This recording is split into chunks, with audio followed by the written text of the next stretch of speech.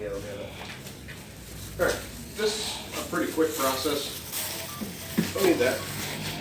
You can throw that away. There's more we're going to use a Marshalltown sharpshooter hopper gun.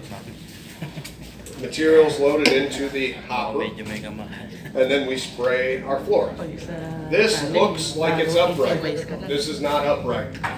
This is upright. The nozzle is pointed straight to the ground. This comes out kind of like the turbo tip I was talking about. This sprays in a cone. So if I want to hit a spot, I can't just aim right at it. I'll never hit it. It'll just be a blank spot in the middle. So I have to start off my board and come in, or start in and come out. First thing I'm going to do is I'm going to adjust my pressure. I'm going to want to shoot for, if I had the compressor, they took the nozzle off the adjuster, so I can't do it. So I'm going to be using 100 PSI, not good. I'll make it work. We want it set at 40 PSI at the regulator. Hinayan. I can adjust my pressure then using this little valve here. Murag nagpintal. Brad, murag nagpintal ba hinay ya? Dili pwede ito I'm not going to be able to just say, okay, yep, this is the right pressure. I know the sound I'm going to be listening to. I'm going to shoot this into my bucket before I start doing my floor. And I'm going to adjust my pressure until I know it sounds right. It's more of a sound thing than anything else. There are 7 different nozzle sizes on here. The larger ones shoot bigger pieces of material. The smaller ones shoot smaller pieces of material. I like to know why this isn't turning. I like this one. I like the one in the middle. I like to shoot medium-sized particles. Your air pressure will also change your particle size. If you have higher air pressure, you're going to have smaller particles. They're shooting out much faster. They're not getting a chance to develop and turn into larger particles. If your air pressure is low, they're larger particles. They'll tend to fall out of the gun more than they will shoot out of the gun. So I'm going to go in the middle, and then at my pressure, I'm probably going to end up close to the middle. That gives the best finish. When you're using the hopper gun, first thing you're going to do is make sure that your trigger is always pulled all the way down. We're never putting our fingers in here and squeezing it halfway or just squeezing it a little bit. It's always a full pull. Okay, all of our adjustments are done here and at the tank. None of them are done with the gun. We want this open all the way. I don't know if you guys can see that. You probably can't. There's a little metal circle in there right now. When you pull that, it goes away. The plunger is coming all the way back. We don't want to have a half plunger. We don't know, is it going to shoot the material the way that I know it's going to? I couldn't tell you. It's different every time. I know that by pulling this the whole way, I'm going to get the same shot every single time, and we're looking for consistency. I'm going to hold it in close to myself. I'm not going to hold it out here. I'm not going to be bent over. Again, this is pointed straight down. I'm going to have the hose. Somebody's going to hold it for me, and I'm going to walk around my board.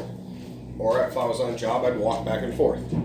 Or walk around, depending on if you're doing a border or if you're doing the middle, whatever it is.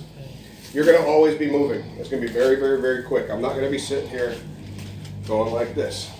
Okay? I'm going to be holding this. I'm going to be moving my arms, and I'm going to be walking probably about this quick.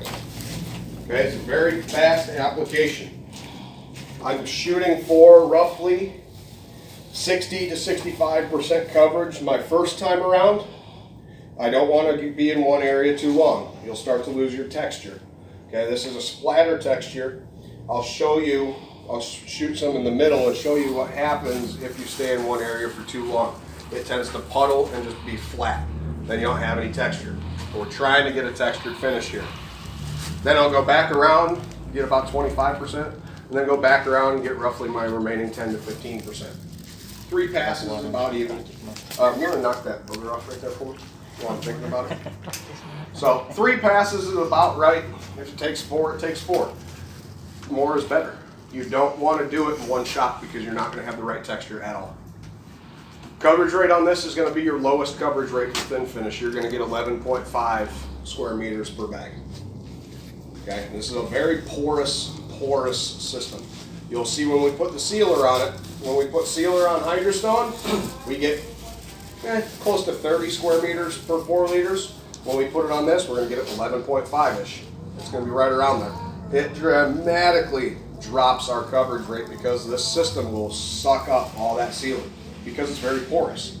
That's because you're shooting it out of the gun, there's air introduced, and you're getting a raised texture. It's not being troweled out, it's not being squeegeed out. We're not controlling how tight we're putting the material down the gun is. So you're going to get a lower coverage rate on this. We're going to do the border in brick red, we're going to do the inside in desert beige, and then we're going to do highlights of white. I'm going to teach you guys how to highlight, and teach you how to do the coverage rates, and then we will pull our masking and we'll mask off the outside, we'll do the inside, and we'll be done. Now, really popular finish around things like pool decks would be to take your trowel after you do your spray and knock down your finish. What I mean by that is you're taking your trowel and you're knocking your finish down and you're getting rid of any of the high points. Reason being for that, a splatter texture around a pool will be kind of rough. If you were to slip and fall on it, you'd tear skin off your arms, your legs, your knees.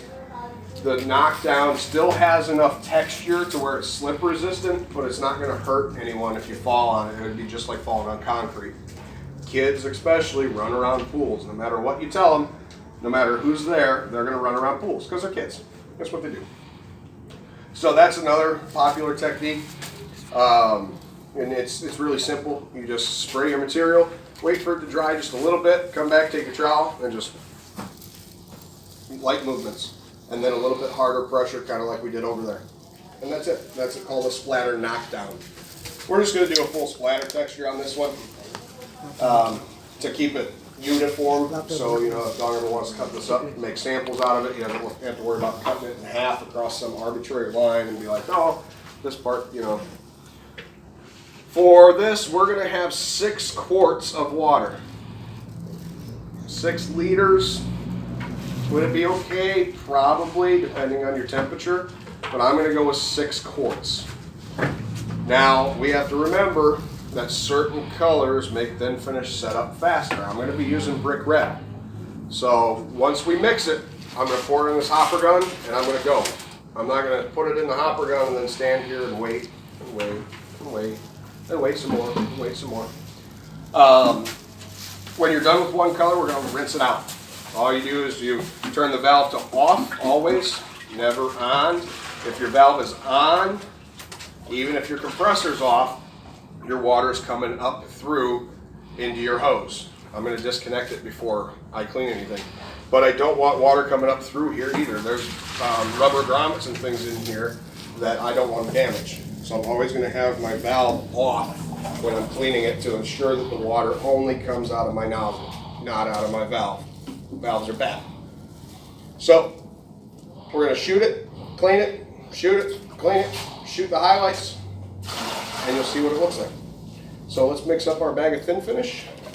Looks like Greg's getting ready to go.